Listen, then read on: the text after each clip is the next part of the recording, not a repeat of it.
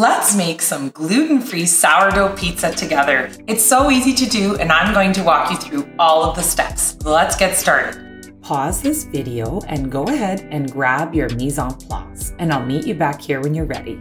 So the first step is to add our whole grain flours. My whole grain flours are going to be sorghum flour and brown rice flour. If you'd like to learn how to make your own brown rice flour and sorghum flour, just check out my videos here and you'll be able to find out exactly how. It's so easy. Then we'll add our whole psyllium husk. If you can't get your hands on whole psyllium husk, that's okay. You can also use ground psyllium husk. It's going to be the same weight, so it won't matter. I prefer the whole psyllium husks for this recipe. We're just going to whisk those together. Once you've whisked them together, you can also put them through your sifter if you haven't sifted them yet. I've already sifted mine. And we're going to set that aside. Then we're going to take our scale and take the bowl from our stand mixer. If you don't have a stand mixer and you're going to be doing this either by hand or with a different type of mixer, then not to worry, just use a bowl that you can place a lid over or even some plastic wrap. So I'm going to tare my scale and I'm going to add 370 grams of warm water. I want to make sure that my water is not too hot because I will be adding my gluten-free sourdough starter. And if it's too hot, it will kill some of my wild yeast. Just make sure it's not too warm. It's just slightly warm to the touch.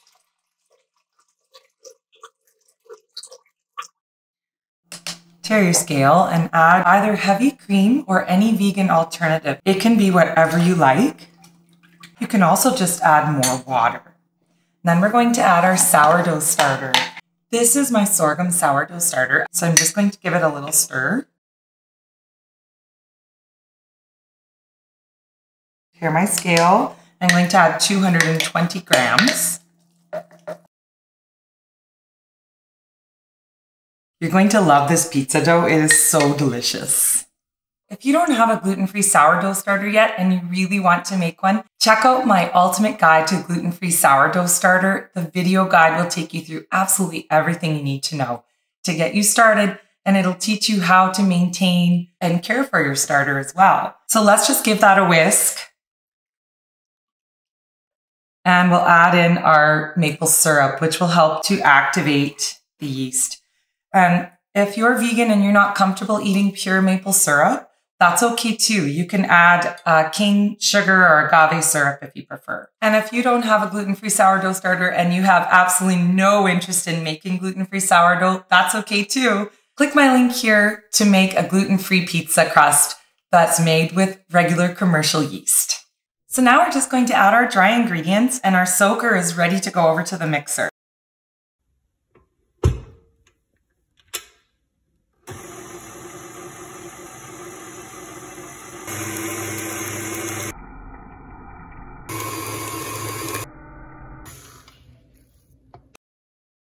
After you finish mixing your soaker, it will look like this. And then what you want to do is just scrape down the sides of your bowl. And then I just cover it up. And we're going to let our soaker sit for 30 minutes. And if you've ever made sourdough with me before or made your sourdough starter with me, at the end, when we make our sourdough, this is exactly what we do. We make a gel and we make a soaker. For making the pizza, I make the gel and the soaker together. What I typically do is just leave my soaker to rest right inside my mixing bowl on the mixer. This saves me a lot of time. So then I just will remove the lid. And now my soaker has got a nice consistency. You could see it's very, very thick, right? So the whole grains have gotten a chance to absorb some of the liquid. So that will allow them to be able to combine together and stick together a lot better. It will avoid that yucky dry crust that we tend to get from gluten-free pizza. So now we're going to add all of our enrichments to our pizza dough. So first the olive oil and whatever spices that you like to add. I have a simple, just Italian spice mix, but I often will add fresh garlic and fresh rosemary, chop it up nice and put it in. And then of course your sea salt. I use the lower amount, 8 grams of sea salt, because I do put ingredients that include salt on the top of my pizza. If you're vegan though, and you're going to be adding ingredients that are maybe just vegetable ingredients or don't have any added salt, then you will probably want to up your salt content a little bit to about 11 grams. So then we're just going to blend that together, giving it a little bit of a head start on the mixing before we add in our binding flour and our starches. So once it's done mixing, you can see how well it binds together. So next we're going to add in our binding flour, and I'm going to use my homemade sweet rice flour. If you'd like to learn how to make sweet rice flour on your own at home, you can just click on this link here. And if you're wondering what on earth is sweet rice flour, you can also click on the link here to learn all about it. It is an amazing binding flour. So we're just going to add that in. And we're going to sift in our starches. I'm using tapioca starch and potato starch. However, you can choose any of the starches that I have listed in my group of starches. The link to the full recipe is also in the description below. So I like using my antique sifter. It's fun. I'll just sift our flours in. And now I'm just going to switch my hook to my dough hook. And then I'm just going to turn it on low. We're going to mix it on low for about 1 minute until all of our binding flour and starches are slightly incorporated. And once it's slightly incorporated, we're just going to turn it up. I find with this dough, if we mix it for 3 to 5 minutes, then it really gets incorporated nicely and just works. It just becomes so much more fluffy. I find gluten-free dough tends to do better when it's mixed for a little longer. Once your dough has been mixing for about 3 to 5 minutes, you're going to notice it seems quite wet and a little sticky, and that's okay. That's exactly what you want. Scrape down the sides.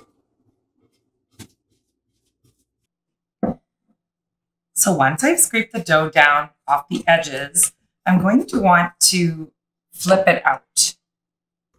And the reason being is because I'm going to cover it with some olive oil. I like to use the oil that I have left. You know how you pour oil out, and there's always a little tiny bit left. So just make sure you don't get rid of that. And then we're just going to shape our dough.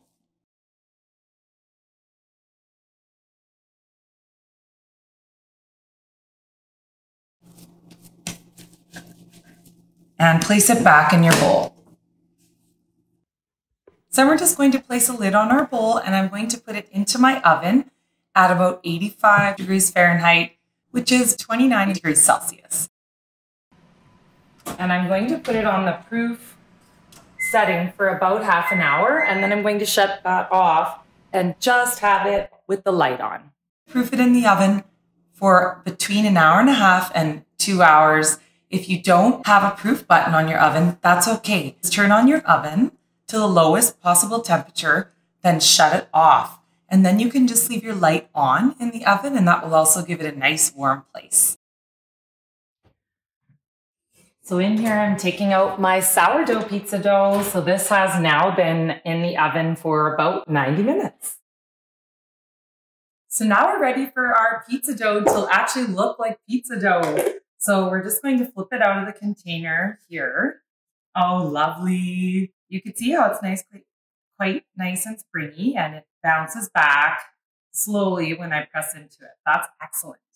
So you can just use a knife, or you can use a bench scraper like this if you have one. Just give it a cut into 2 pieces. If you would like to have thick crust that will be nice and poofy, this is what you want to do, just 2 pieces. But you can do as many as 4 pizzas. I usually do 3, to be honest. That's the perfect amount for me. But what I'm going to do today is have 1 thicker crust, and then I'm going to do this one into a quarter and make 2 thin crusts.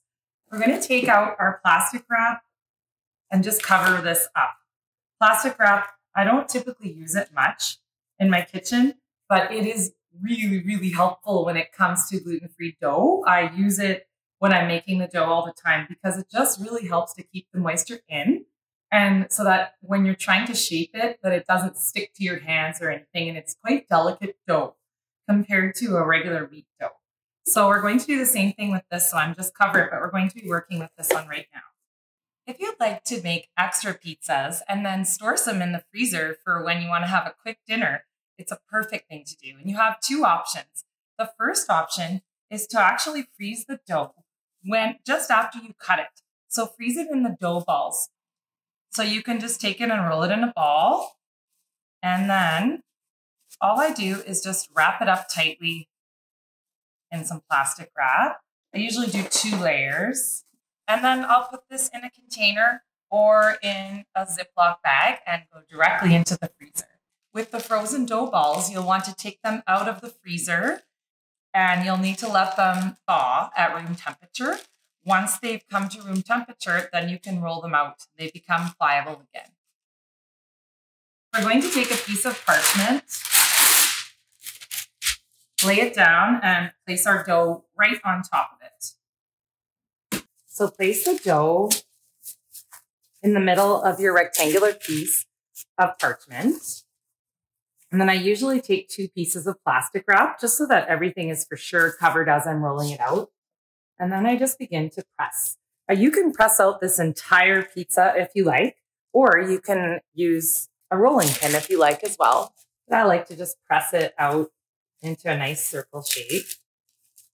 And you can see that with using the plastic wrap, it just allows you to work the dough nicely and you don't ever have to worry about it sticking to your hands or tearing or anything like that. It's quite lovely. But you can also use another piece of parchment if you're not comfortable using plastic wrap.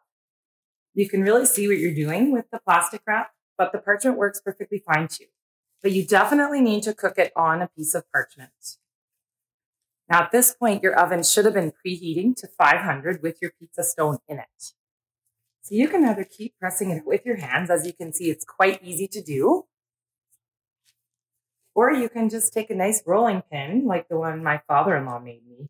And you can just begin rolling from the center out. So center and out. Center out. Some people say that this kind of ruins it and it takes some of the gas bubbles out, but I don't find it does for me. So now I want it to be a nice circular shape. So I just use the plastic wrap or like I said, parchment and just shape it. And if I'm noticing that there's no edge, I like there to be a bit of an edge. So I just spread it out with my fingers this way. Just making sure that the dough stays completely covered. Because I am going to let it rest. If your oven hadn't been preheating, then you're going to want to preheat it to 500 degrees Fahrenheit right now. And your dough can just remain on the countertop covered. Now this is going to be, believe it or not, quite a thick crust and quite a thick edge to my crust. If you want a thick edge, this is how I do it, is just to come along and pinch like this. And it will shrink a little, so you want to make sure you make it big enough. You can just press it out with your hands. Keeping one hand along the edge, you can create a lovely edge. It doesn't stick to my fingers, but if I were to do this without it, it's a lot harder to keep it nice and smooth.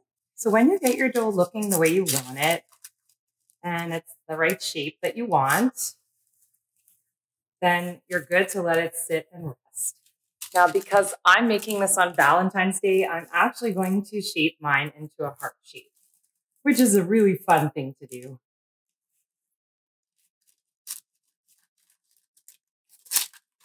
So using the plastic wrap is just so helpful for these types of things. You can shape it however you like. And it's just so lovely. Easy to work with this dough.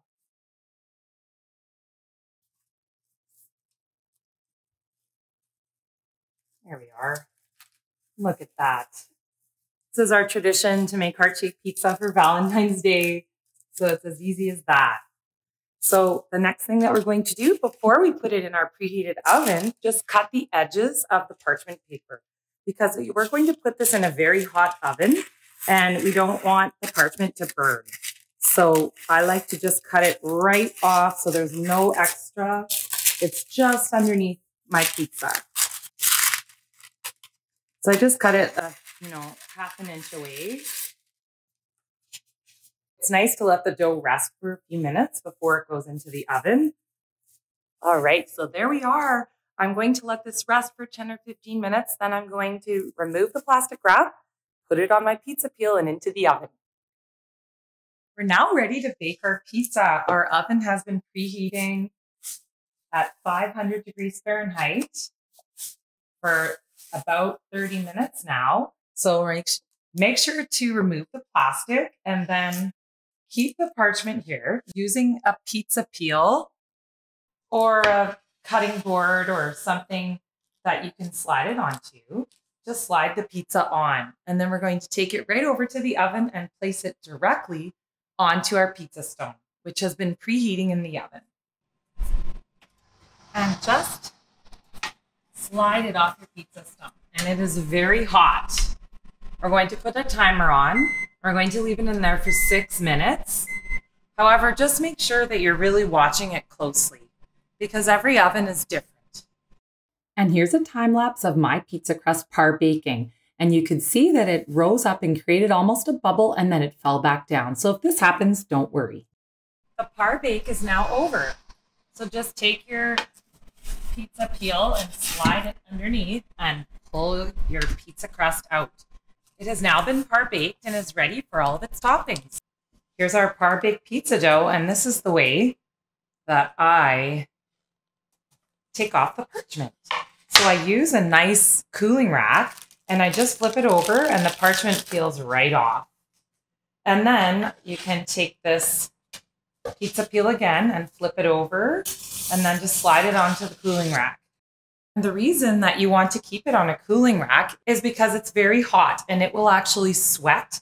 So the water, the moisture coming off of it may cause it to lose some of its crispiness. So you want to keep it on here. At this point, after your pizza crust has cooled, you can then wrap it up and place it in the freezer and use it at any time. You just can put your toppings on and cook it up.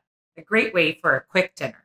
If you think it will be a little longer before you bake it, you can place this inside of some foil wrap as well, or into a large Ziploc bag, or you can just place it directly in like this, and it will stay good for at least a week or two. And then when you're ready to bake it, you can pull it out, let it thaw for a few minutes, perhaps about half an hour, and then add your toppings while your pizza stone is preheating in the oven.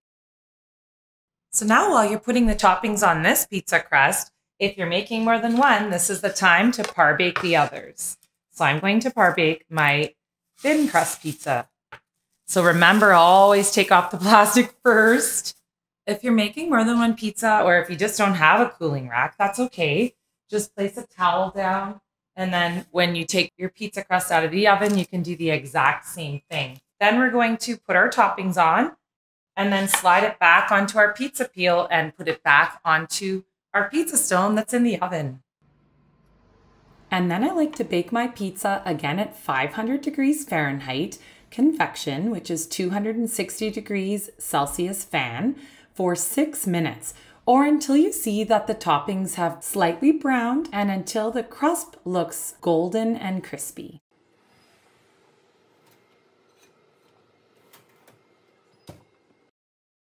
Now just let your pizza sit on the pizza stone for a good 15 minutes. It will continue to cook. You'll need to let it cool and then you can cut it with a pizza cutter or a very sharp knife. And once your pizza has cooled for about 10 minutes or so, you can add any other toppings that you'd like. We love arugula, so we love to put microgreens on. And then you can give it a slice. I can't wait. So this has now been cooling, so it's okay to touch now. My lovely pizza. It's nice and crispy on the bottom and it doesn't fall apart. It's flexible. Isn't that amazing? Now it's time to try it. Now for the ultimate test. So crispy. So good. Look at that lovely crust.